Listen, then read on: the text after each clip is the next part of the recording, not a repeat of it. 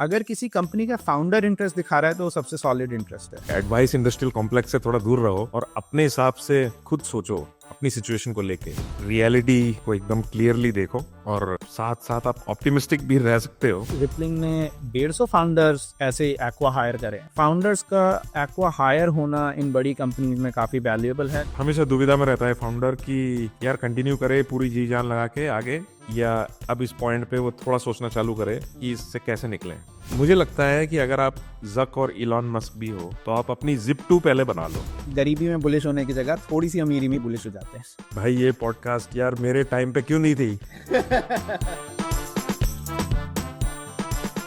हाँ, तो आज हम बात करेंगे कि कंपनी एक्विजिशन के बारे में कैसे सोचें। ये ख्याल तो सबको आता है जब वो कंपनी चला रहे होते हैं। हर फाउंडर सोचता है कि कोई एक्वायर करेगा, कैसे कर सकता है, कैसे रीच आउट करूं, कब सोचूं, कितने में एक्वायर करेगा।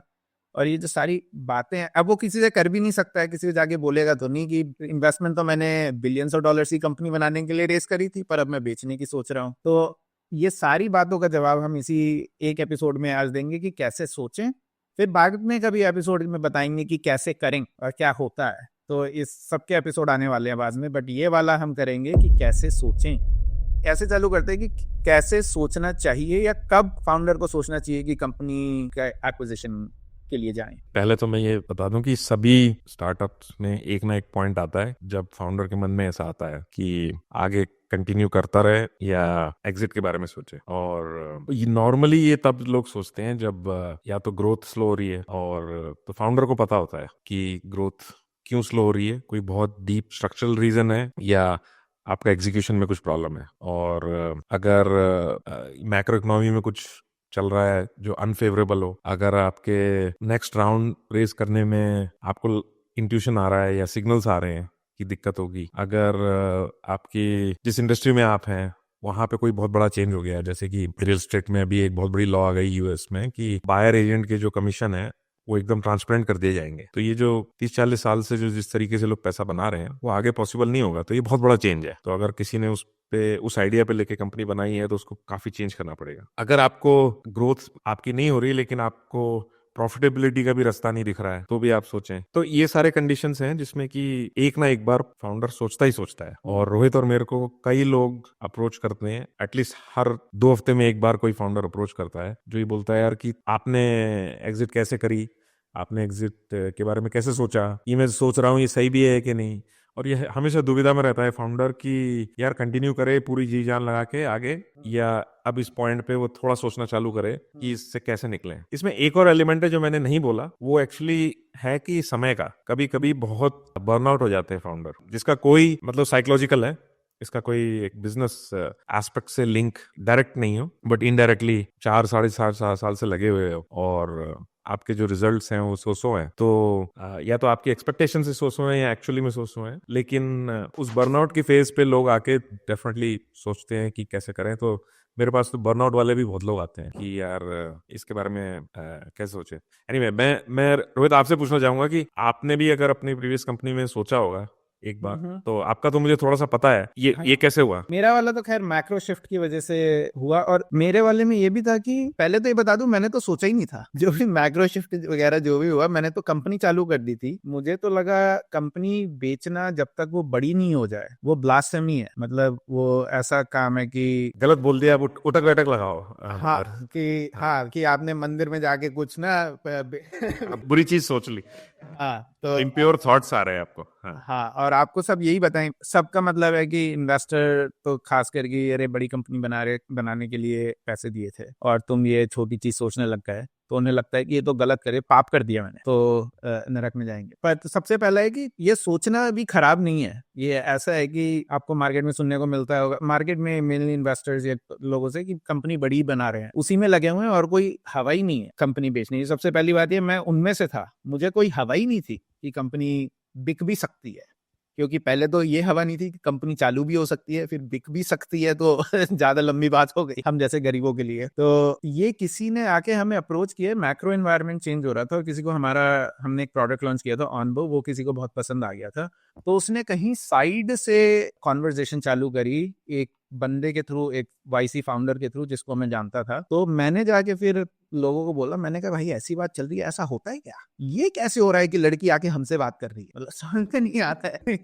ये तो हमारे पॉसिबल ऑप्शंस में नहीं था, यूनिवर्स में नहीं था। तो ये पहले तो ये है कि अच्छा कंपनी बेचना इज टोटली पॉसिबल, ये कोई खराब बात नहीं है, दैट्स वन। सेकंड इज कि अलग अलग रीजंस में हमारा रीजन था मैक्रो इकोनॉमिक, और प्लस किसी का बाहर से आके हमें ये देना कि हमें ये इवन दिखाना कि अच्छा हम एक्विजिशन में इंटरेस्टेड हैं, ये ऐसा हुआ था मेरे में ना। मैं जब फाउंडर से कई बार बात करता हूँ, फाउंडर को ऐसा एक और रीजन जो हमने डिस्कस नहीं किया, फाउंडर गरीबी में जी रहा है बहुत टाइम से, और ये है कि फाउंडर अगर बहुत गरीबी में जी रहा है तो और आजकल के फाउंडर तो स्मार्ट हैं ज्यादा, उन्हें सब पता है कि कुछ फाउंडर को सब पता है कि भाई इतने बेचूंगा, इतना मेरा बनेगा, इतना इन्वेस्टर का बनेगा, सो ऑन एंड सो फोर्थ। तो गरीबी में जी रहे हैं और वो कह रहे हैं यार मैं अपने बना ले। तो कुछ ये भी है, और उसके में उन्हें ये नहीं पता कि कैसे बनाऊं, उन्हें बस है कि यार बेच के बना लूं ताकि मेरी गरीबी खत्म हो, फिर मैं अगला आइडिया बड़ा करूंगा, ये वाला उतना बड़ा नहीं लग रहा। ये होता है कि आप मार्केट के लिमिट्स अगर हिट करने लग जाओ तो आपको लगता है यार ये 100 बिलियन या 1 बिलियन की तो कंपनी बनेगी नहीं, अब ये 4 मिलियन रेवेन्यू, अभी मैं 2 पे हूँ, मुझे पता है मैं 5 तक ले जा सकता हूँ, उसके बाद का मेरे को नहीं पता, तो अभी मैं ग्रोथ ट्रेजेक्टरी में बेच देता हूँ क्योंकि ये प्लेटो कर जाएगी 5 के बाद, और तो वो भी एक रीजन होता है। तो आपने, मैं एक बार फिर से रिकाउंट कर देता हूँ, अभिजीत ने जो सारे रीजन बोले, पहला ग्रोथ स्लो हो रही है, आप बहुत 10% मंथ ओवर मंथ कर रहे थे, 2% ही रह गई है, वो एक बड़ा रीजन होता है। दूसरा कि अब रेस पॉसिबल नहीं है क्योंकि ग्रोथ नहीं है, कुछ हो गया, माइक्रो इकोनॉमिक एनवायरमेंट चेंज हो गया, कोविड आ गया, इंटरेस्ट रेट बढ़ गया, सो ऑन एंड सो फोर्थ। तीसरा इंडस्ट्री बदल रही है, कभी कभी ऐसी इंडस्ट्री होती है जो एकदम डेड हो जाती है, मतलब अब उसमें कोई पैसा नहीं डाल रहा है। वो एक होता है कि एक टाइम पे इंडस्ट्री हॉट थी, काफी बूम था, जैसे आप कह लो कि राइड शेयरिंग, उबर वगैरह जब चलने लगी थी तब बहुत लोग इन्वेस्ट करने लगे थे, फिर आज आप राइड शेयरिंग कंपनी में राउंड उठा के दिखा दो तो मान जाए वाली बात हो गई है। फिर मैक्रो एनवायरनमेंट चेंज हो गया है कि कोई बड़ा प्लेयर आ गया है, किसी ने बड़ा प्रोडक्ट लॉन्च कर दिया है, दुनिया मूव कर रही है किसी और टेक्नोलॉजी पे, आपकी टेक्नोलॉजी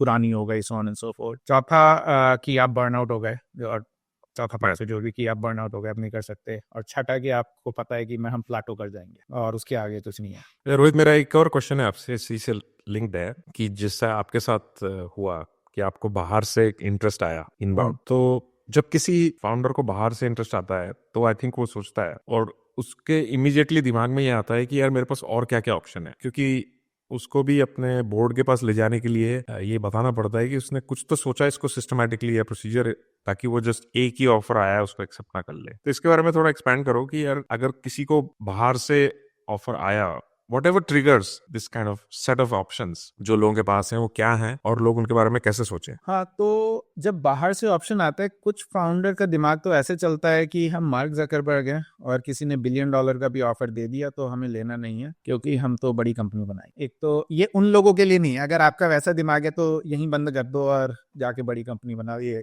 पॉडकास्ट मदद नहीं करेगा उसमें। पर अगर ऐसा है कि आपको नहीं लग रहा है कि बहुत ज्यादा बड़ी बनेगी तो ये पॉडकास्ट बहुत मदद करेगा। हाँ। इनबाउंड इंटरेस्ट आती है, सबसे पहले आपको ये देखना है कि किस लेवल का इंटरेस्ट। जैसे मेरे केस में था, मेरे केस में काफी माइल्ड इंटरेस्ट था और मैं तो उसी को बहुत ज्यादा समझ गया था कि बहुत ज्यादा इंटरेस्ट है, क्योंकि उससे पहले किसी ने इंटरेस्ट दिखाया नहीं था। इंटरेस्ट आते ही सबसे पहले आप देखो कि क्या ये इंटरेस्ट एक्चुअली में ऑफर में कन्वर्ट हो सकता है या नहीं। कई बार लोग थोड़ा इंटरेस्ट दिखाते हैं क्योंकि उनको आपकी कंपनी की ज्यादा जानकारी चाहिए होती है, कभी उनका काम ही है कंपनियों में इंटरेस्ट दिखाना। कभी ऐसा रहता है कि उन्हें लगता है कि अच्छा आपकी कंपनी अभी मर रही है, या फिर आपकी कंपनी कहीं दूसरा कंपेटिटर ना एक्वायर कर ले। ये सारे रीजंस रहते हैं जब आपकी कंपनी को इनबाउंड इंटरेस्ट आता है। उसमें रियलिस्टिकली ये देखना बहुत ज़रूरी है कि क्वालिटी ऑफ एक्वायरर क्या है और कौन आपको इंटरेस्ट दिखा रहा है। फिर मैं अभी एक सही में बात करूंगा कि कितना इंटरेस्ट दिखा रहा है। तो कौन इंटरेस्ट दिखा रहा है में अगर बात करोगे कि अच्छा इन्वेस्टमेंट बैंकर इंटरेस्ट दिखा रहा है, या कॉर्पोरेट किसी की कोड डेव टीम इंटरेस्ट दिखा रही है, या कोई प्रोडक्ट लीडर या इन्वेस्टर, किसी और कंपनी का इन्वेस्टर, या किसी, या आपका कोई पार्टनर B2B, मान लो आप B2B कंपनी आप किसी को बेचते हैं, वो इंटरेस्ट दिखा रहा है। सो आपको ये सारे इंटरेस्ट जो हैं वो अलग अलग लेवल के इंटरेस्ट हैं और अलग अलग कैटेगरी के इंटरेस्ट हैं। कॉर्पोरेट टीम का तो काम ही है जाके बस बातें करना, पर उस इंटरेस्ट तो मैं ज़्यादा इंटरेस्ट नहीं मानता।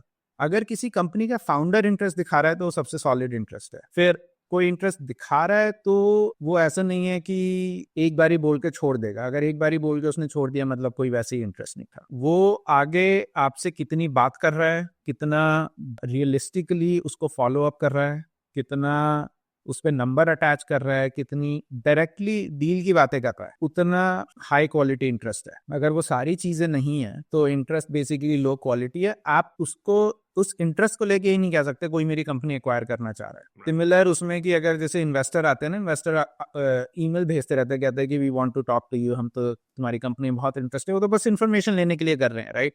अगर किसी को एक्चुअली इंटरेस्ट होगा तो वो इन्वेस्टर एक अलग तरीके से अप्रोच करेगा, कुछ डिटेल में बात करेगा, आपके एग्जिस्टिंग इन्वेस्टर से बात करेगा rather than reaching out directly, so on and so forth. So same इधर भी है कि अगर किसी को एक्चुअली इंटरेस्ट होगा वो एक तरीके से अप्रोच करेगा कंपनी को। हमारी कंपनी को जैसे अप्रोच हुआ था, माइल्ड इंटरेस्ट हुआ था इन अप्रोचिंग। वो बंदा था वैसे ओरिजिनली कोड डेव टीम का, बट वो कंपनी एक्वायर करते रहे थे और वहां से आगे से इंटरेस्ट आया था बहुत स्पेसिफिक चीज के लिए। और वो कॉन्वर्जेशन, वो ऑलरेडी हमसे बातें कर रहे थे पार्टनरशिप की, उसके बाद इंटरेस्ट आया तो मेरे को लगा कि अच्छा कुछ हो सकता है। और फिर मैंने कंफर्म किया, हमारे इन्वेस्टर से कंफर्म किया, एक वाईसी फाउंडर था जिसके थ्रू इंटरेस्ट आया क्योंकि वो उस कंपनी के लिए काम कर रहा था, तो मेरा कुछ ट्रस्ट था उस पर। अगर तो सीधा कोर्डेब वाले बंदे ने बात नहीं करी, फिर उन्होंने बातें आगे तेजी से बढ़ाई इंटरेस्ट की कि उन्हें एक्वायर करना। तो ये सब रीजंस की वजह से मुझे हमारा इंटरेस्ट थोड़ा सॉलिड लगा।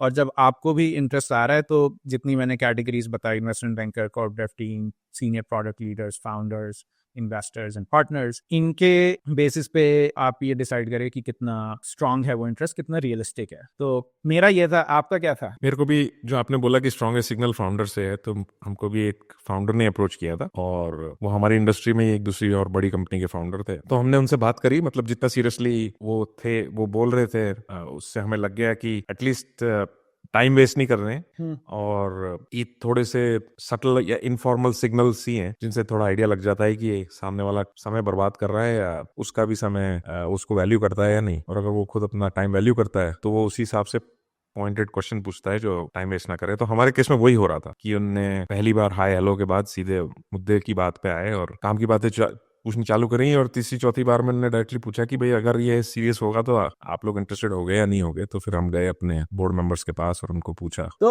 एक सेकंड, ये उन्होंने डायरेक्टली आपको रीच आउट किया, ऐसी हवा में सीधा मैसेज कर दिया? Cold cold, message. अच्छा। हाँ, तो और अच्छा, कोल्ड इनबाउंड से भी कंपनी बिक सकती है? हाँ, कोल्ड इनबाउंड से भी कंपनी बिक सकती है। और बल्कि उनके पर्सपेक्टिव से बोलूं तो वो कोल्ड इनबाउंड से कंपनी खरीद सकते हैं। तो उनने कोल्ड इनबाउंड किया ये जानने के लिए कि हमारा ये प्रोडक्ट उनके प्रोडक्ट में फिट होगा या नहीं होगा। उस चक्कर में हम बात करने लगे तो उनको ये लगा कि ये अगर वो हमारा प्रोडक्ट अपनी वेबसाइट पे चलाने चालू कर दें तो उनको उससे भी बहुत ज्यादा फायदा होगा एज अपोज टू हम उनके साथ जस्ट एक पार्टनरशिप करें। तो वो आई थिंक काफी बड़ा लाइक लाइटबर्ग। आपका क्या माइंडसेट था उस टाइम जब उन्होंने कोल्ड इनबाउंड दिया? मेरा माइंडसेट तो थोड़ा बर्नआउट वाला ही था।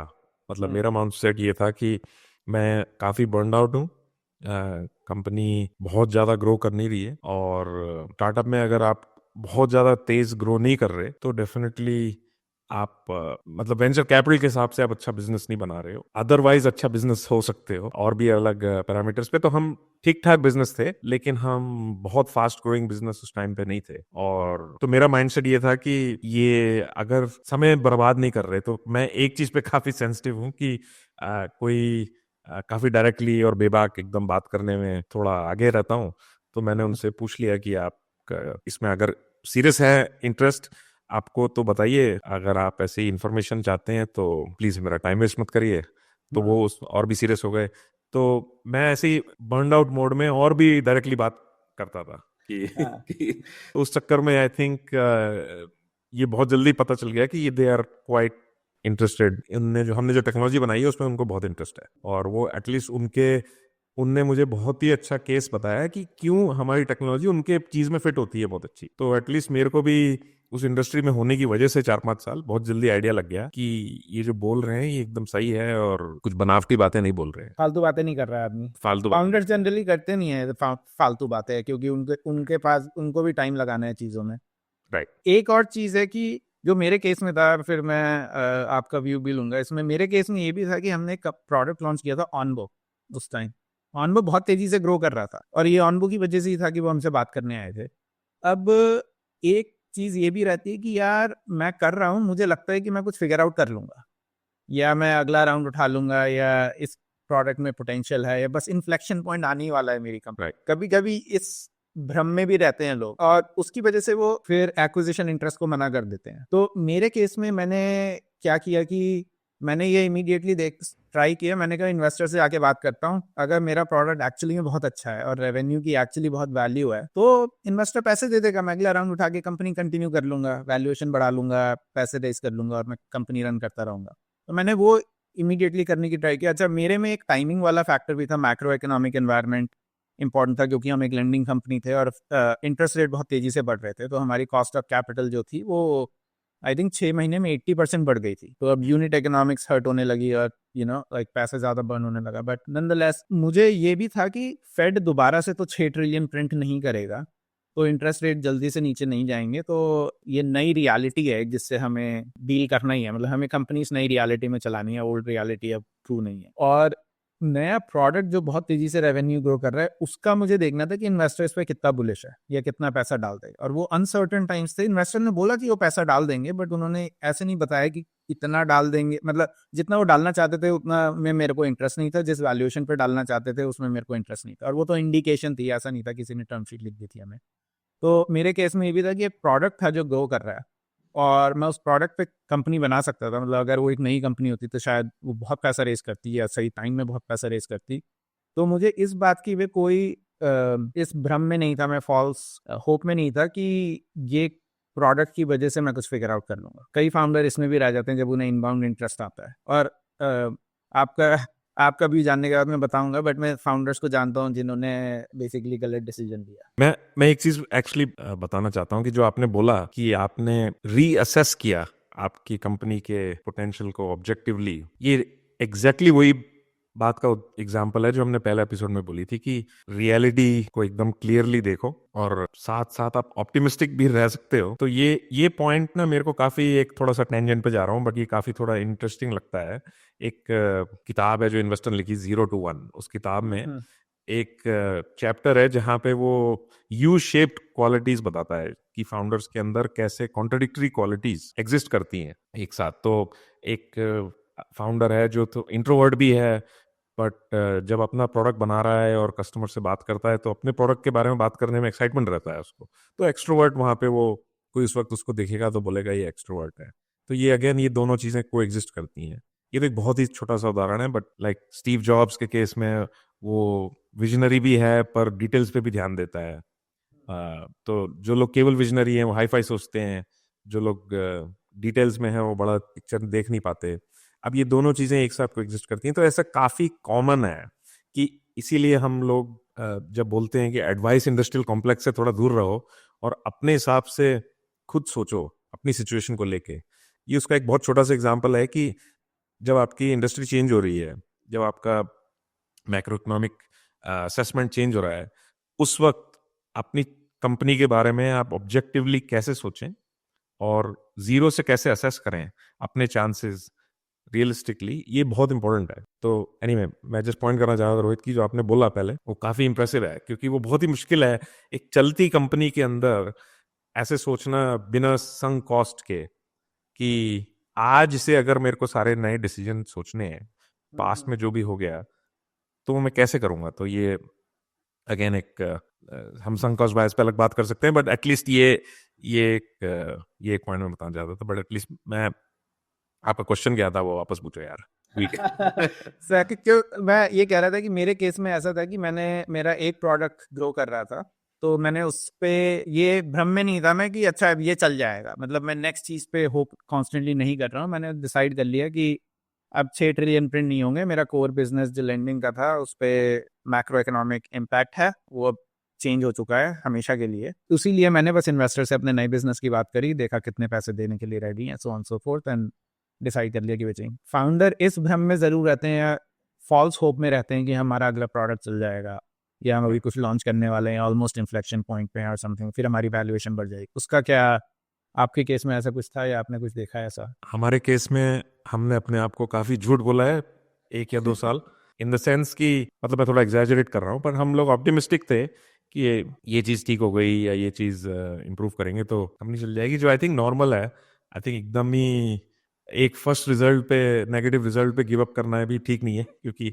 वो भी अपने टाइप का एक बायस है ना, क्योंकि आपने कंपनी चालू करी तो होपफुली आपने कुछ सोच समझ के करी है, और अगर आप 2-3 साल से उसके अंदर लगे हुए हो तो एटलीस्ट उस टाइम पे तो आपने कुछ सोचा था उसके बारे में, तो उसको भी हम इग्नोर नहीं कर सकते। तो हमारे केस में यार ये था कि मार्केट पैंडेमिक की वजह से एकदम जीरो चला गया, होम बाइंग और होम सेलिंग का मार्केट।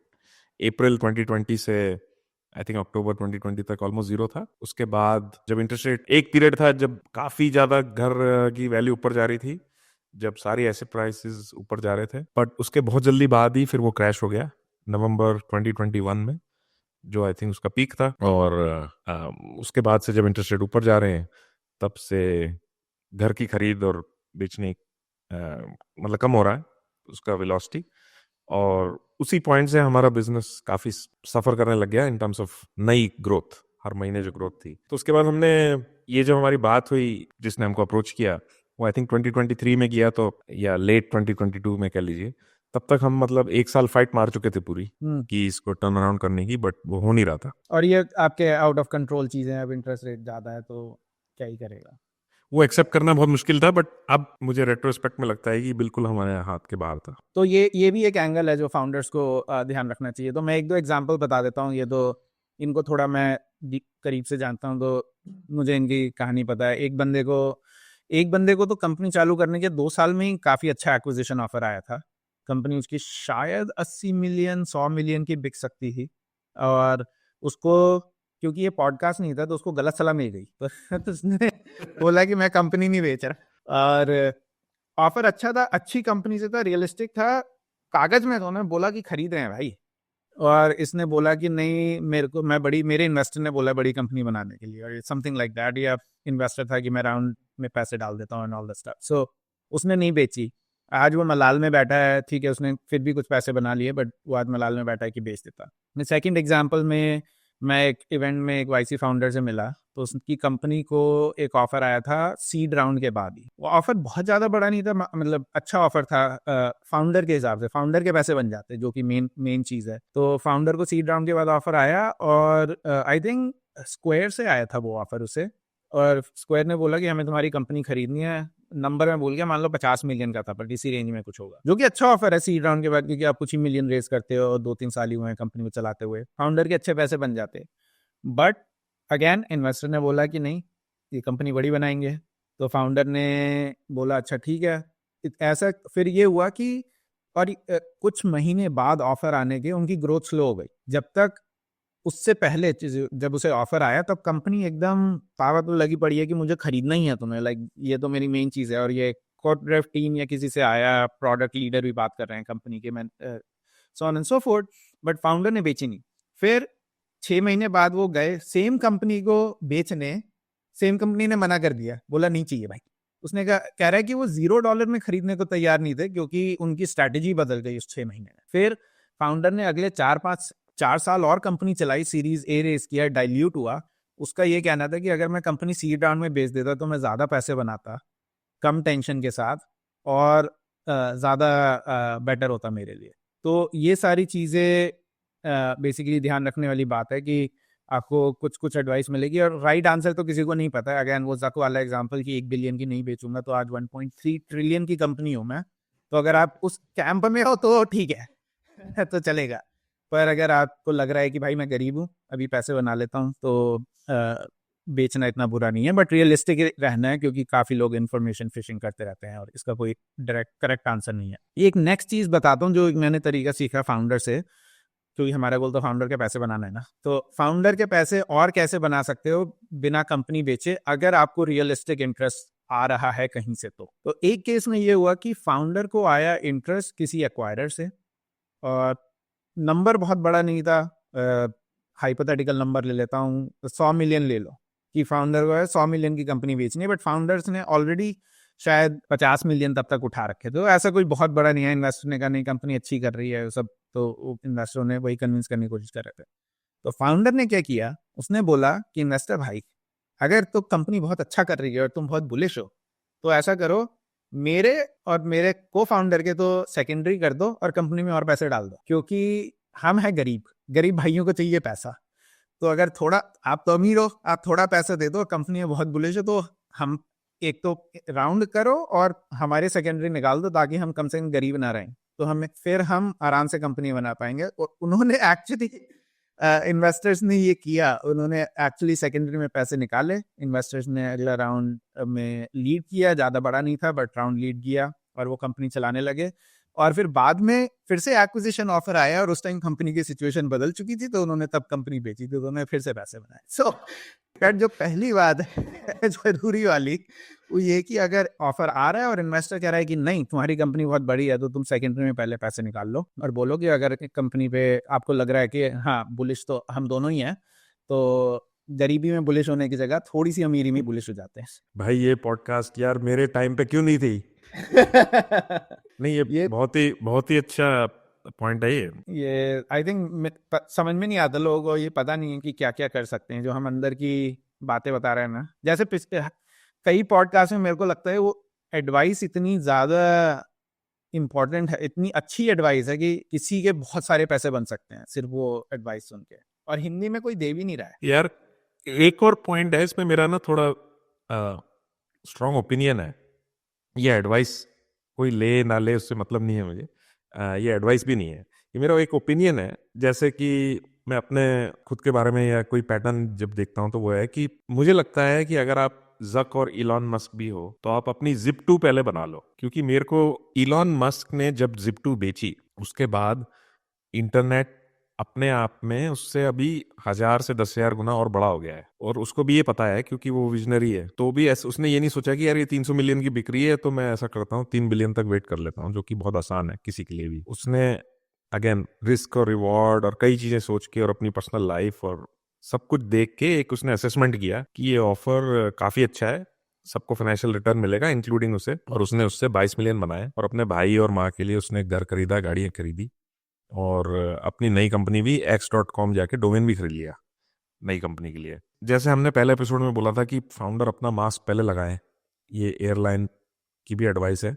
मैं तो काफ़ी फाउंडर्स को प्राइवेटली यही बोलता हूँ कि अपना जिप2 आपने बना लिया है कि नहीं, ये सोचना भी ज़रूरी है। और अगेन ये इतना सिंपल नहीं है, मतलब इसके काफ़ी सारे क्लॉजेज हैं, सब क्लॉजेज हैं कि आपकी क्या उम्र है, आप किस स्टेज पर हो।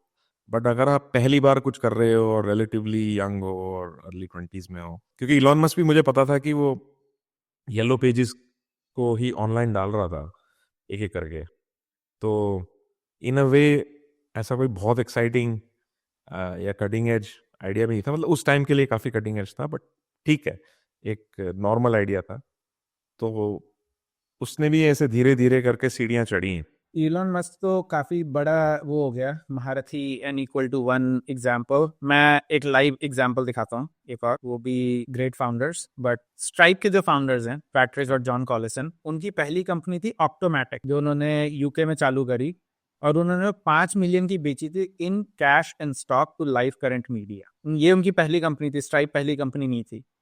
और पैट्रिक और जॉन को यहाँ से कुछ मिला, यहाँ से मे बी थोड़ा वैलिडेशन मिला, सक्सेस मिली, गरीब नहीं रहे वो बात ये है। तो उन्होंने स्ट्राइप चालू करी और यहाँ से जो उन्होंने परेशानियां देखी उससे आगे उन्होंने फिर स्ट्राइप बनाई। तो ये मतलब सिर्फ इलॉन के लिए ट्रू नहीं है, ये काफी बड़े फाउंडर्स के लिए भी ट्रू है।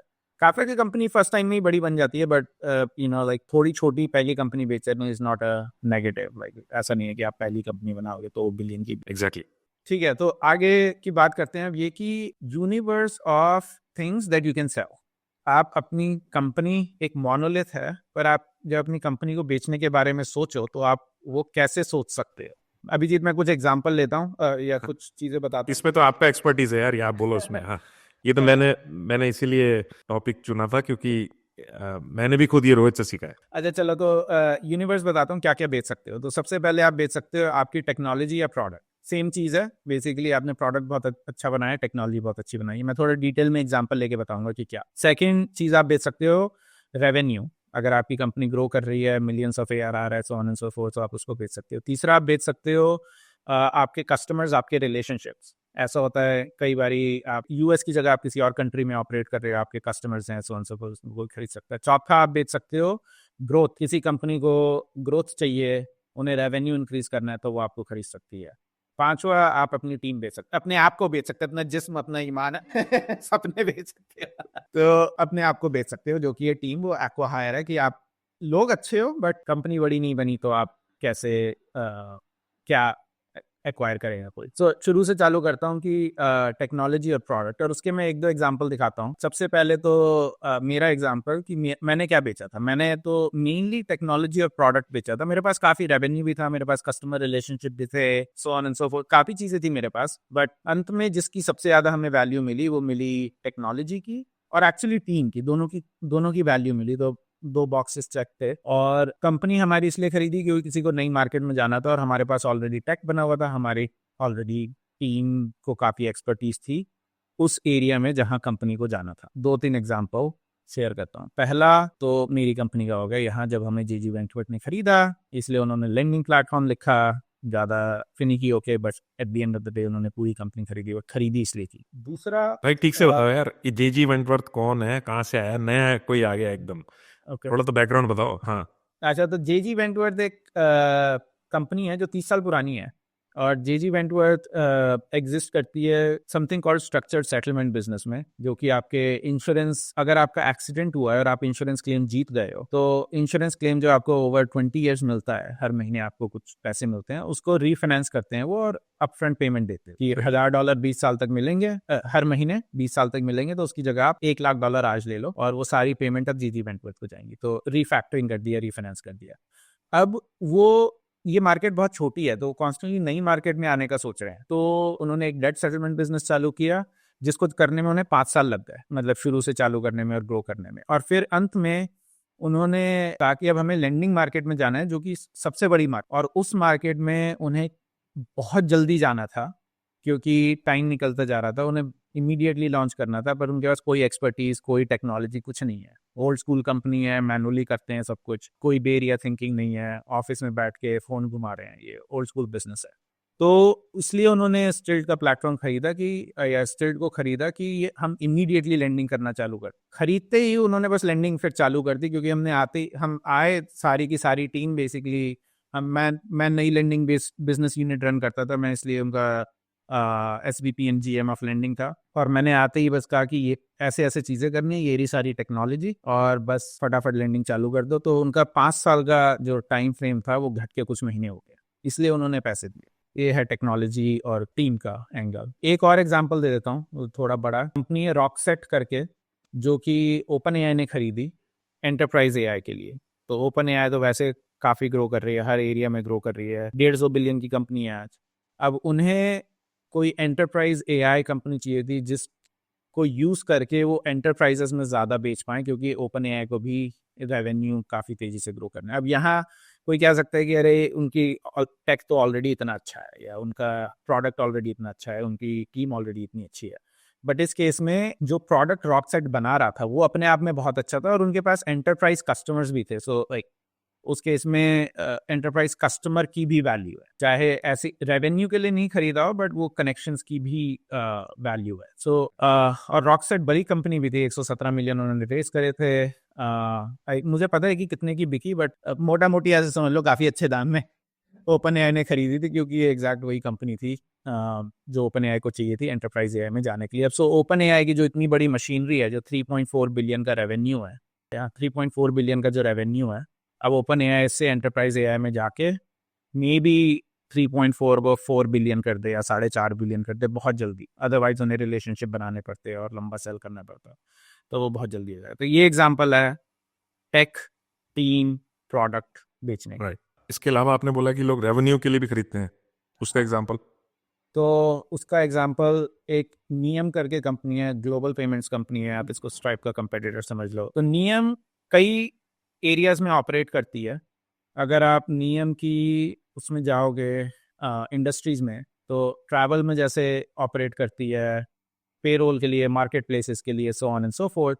सो नियम ने इकारिस करके एक कंपनी खरीदी, आई थिंक UK बेस्ड थी, वो इसलिए खरीदी क्योंकि नियम को एक कंप्लीटली डिफरेंट सेगमेंट में जाना था, उसे रेवेन्यू चाहिए था। तो नियम इकारिस अपने आप में मैनी मिलियंस और tens of millions of revenue generate कर रही थी।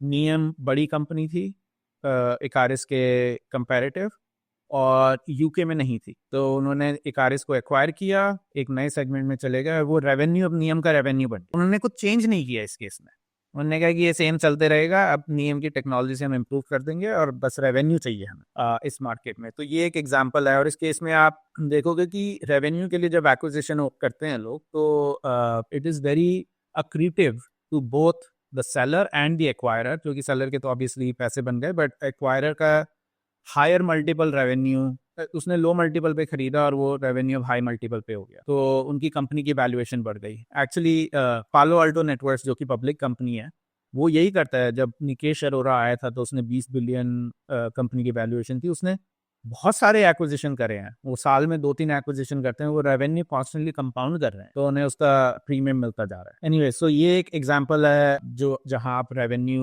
एक्वायर करते हो अपना बिजनेस कंपाउंड करने के लिए, और ये भी अच्छे एग्जिट रहती है फाउंडर्स के लिए, बट आपका रेवेन्यू ठीक होना चाहिए, material enough to the acquirer. Right. इसमें ना जब अक्वायरर साइड से मैंने मैकेंजी में कंपनीज के लिए काम किया है, और उस टाइम पे जैसे हम लोग देखते थे कि ये दो तरह की लोग डील्स कर रहे हैं, एक को बोलते थे ट्रांसफॉर्मेटिव डील्स, एक को बोलते थे बोल्ट ऑन। तो ट्रांसफॉर्मेटिव डील्स वो हैं जो काफी बड़ी कंपनीज हैं जहां पे आपको बहुत चेंज करना पड़ेगा, अपने आप को भी और उनको भी काफी टाइम लगता है, और एक मर्ज करना दो कल्चर्स को काफी डिफिकल्ट है, और उससे कंसल्टेंट्स भी काफी पैसा बनाते हैं उसको डिफिकल्ट बता बता के भी।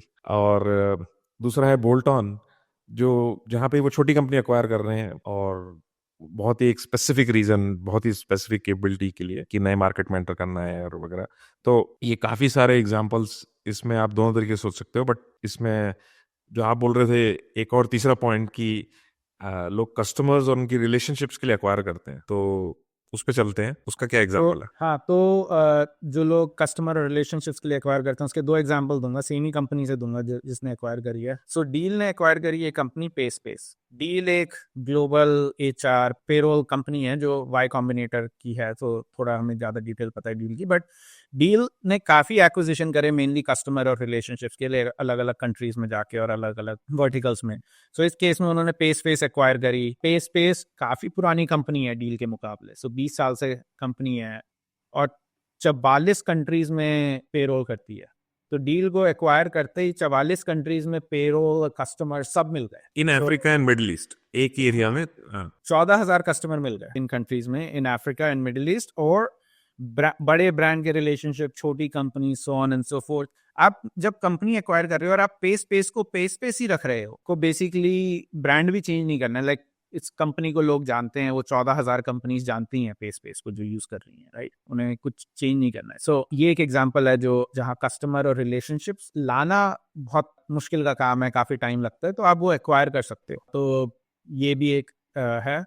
और ये इसी का दूसरा एग्जांपल है बेसिकली जो एक्वायर करी डील ने पे ग्रुप लिमिटेड। सो यहाँ स्ट्रॉन्ग प्रेजेंस है ऑस्ट्रेलिया, न्यूजीलैंड, इंडिया, सिंगापुर वगैरह। सो इट्स मोर लाइक कि भाई अपन को सारे देशों में जाना है, अब या तो एक एक जगह जाके अपनी ब्रांड बनाए और एक्वायर करें, या तो जिनकी ऑलरेडी ब्रांड बनी हुई है उन कंपनीज को जाके एक्वायर करें और उनके कस्टमर्स ले लें, और इमीडिएटली बेसिकली वो सारा रेवेन्यू अब डील का रेवेन्यू हो गया। तो ये एक कस्टमर और रिलेशनशिप वाली चीज़ है। तो ये जनरली तभी काम करता है जब एक बड़ी कंपनी एक कंट्री से दूसरी कंट्री में जाना चाह रही हो, दैट्स वन, या फिर एक कंपनी एक वर्टिकल से दूसरे वर्टिकल में जाना चाह रही हो जहां उसे एग्जिस्टिंग ब्रांडिंग चाहिए। अगला, which is in a similar when but like slightly different, is like growth in a new market, जिसका मैंने थोड़ा सा इंडिकेशन ऑलरेडी दे दिया था। बट ये है कि अब एक कंपनी है, उसको एक नई मार्केट में ग्रो करना है। It could be a country, it could be a vertical, so on and so fourth. इस केस में कंपनीज जनरली ब्रांडिंग सीन नहीं रखती हैं। जैसे मैंने डील के में दिखाया ना कि डील एक्वायर्ड पे स्पेस, बट उन्होंने सारे कस्टमर्स को अब डील नहीं कर दिया, दे में से पे स्पेस बाय डील, तो कंपनी का नाम सेम रखती है ना। इस केस में जब मैं कह रहा हूँ कि ग्रोथ और न्यू मार्केट में जाना है, इस केस में वो एक्वायर करके जनरली कंपनी का नाम चेंज कर देते हैं। सो एयरबीएनबी ने 2012 का आर्टिकल है, 2012 में एक कंपनी एक्वायर करी यूके में, क्रैश पैडर करके, क्योंकि एयरबीएनबी का ब्रांड बड़ा था, उन्होंने यूके में एक्वायर करी और सबको बस एयरबीएनबी पे मूव कर दिया। तो अब उन्हें एकदम नई मार्केट मिल गई, यहाँ उन्हें सप्लाई भी मिल गई, यहाँ उन्हें डिमांड भी मिल गई, क्योंकि वो एयरबीएनबी को एक एक होस्ट को एक्वायर करना पड़ता है यूके में, अपनी ब्रांड बनानी पड़ती। तो क्रैश पैडर से सारे होस्ट आ गए एक बार में एयरबीएनबी पे, तो उनकी ग्रोथ फास्ट हो गई। और एयरबीएनबी को सब जानते हैं। ये डील का एक एग्जांपल है, कंटिन्यू कर रहा हूँ डील में क्योंकि उन्होंने इतने एक्विजिशंस करे हैं। ये होफी करके कंपनी एक्वायर करी है आईटी डिवाइस मैनेजमेंट के लिए।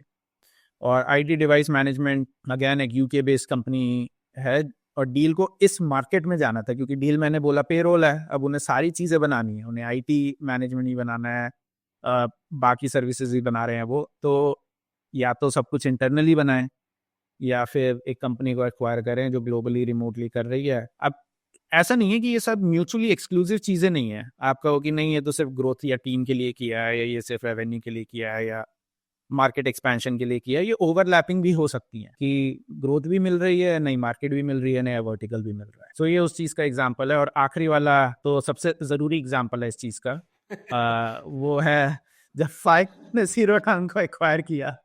तो अभिजीत ने जैसे बताया कि एक नई मार्केट में फ्लाई होम्स को जाना था तो इसलिए एक्वायर किया। तो अभिजीत अब थोड़ी डिटेल बता दो इसकी कि ऑलरेडी बता दिया, बट कैसे सोचा फ्लाई होम्स ने जीरो डाउन को एक्वायर करने के लिए। तो फ्लाई होम्स एक technology driven real estate broker है जिसका काफ़ी काम, घर खरीदने का काम वो बहुत ही सिंपल कर देते हैं ऑनलाइन ट्रांजैक्शंस करके। लेकिन उनको एक पोर्टल चाहिए था, जैसे अपना यूएस में जिलो है, इंडिया में housing.com है, तो उनको एक पोर्टल चाहिए था। और जीरो डाउन के पास पोर्टल टेक्नोलॉजी मेरे को लगता था कि पूरे यूएस में सबसे अच्छी थी। काफ़ी स्पीड था, काफ़ी फास्ट पोर्टल है, काफ़ी सारा डेटा है, एकदम मतलब घर का ब्लूमबर्ग टर्मिनल था। तो उनको वो चाहिए था, तो उन्होंने सिंपल टेक्नोलॉजी के लिए ये एक्विजिशन किया। और ऑब्वियसली टीम में भी इंटरेस्ट था उनको, लेकिन मेन उनको एक गैप फिल करना था अपने बिजनेस में कि उनके पास ये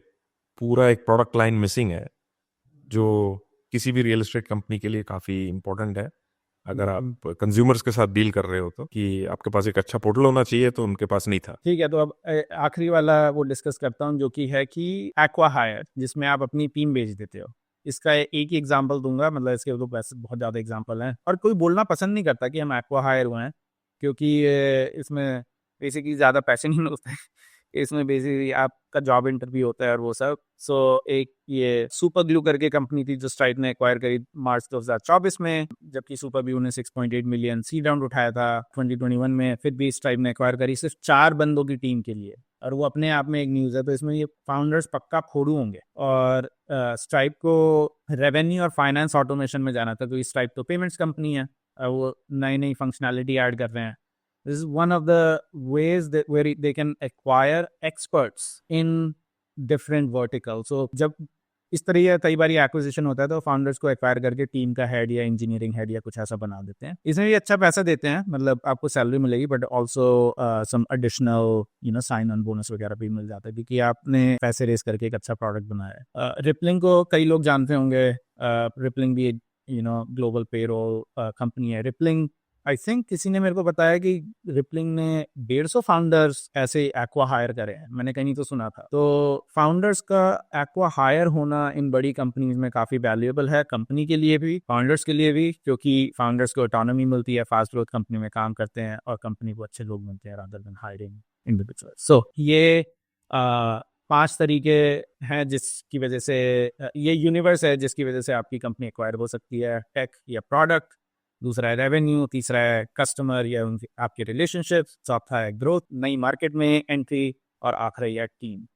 ये 100% यूनिवर्स नहीं है, बट ये मोस्ट ऑफ द यूनिवर्स है। ऐसे और भी बहुत रीजंस हो सकते हैं जिसकी वजह से कोई अप्लाई करे। और हमने जनरली उन कंपनीज पे फोकस किया है जो स्टार्टअप टाइप कंपनीज हैं, फाउंडर ड्रिवन कंपनीज हैं। हम प्रॉफिटेबल स्मॉल बिजनेस की बात नहीं कर रहे कि अगर आप अपना रियल स्टेट ब्रोकर चला रहे हो तो कौन खरीदेगा और समथिंग लाइक दैट। लाइक वो private equity acquisition purely for EBITDA purposes अलग होता है। इस स्टार्टअप के फाउंडर का एक्विजिशन है।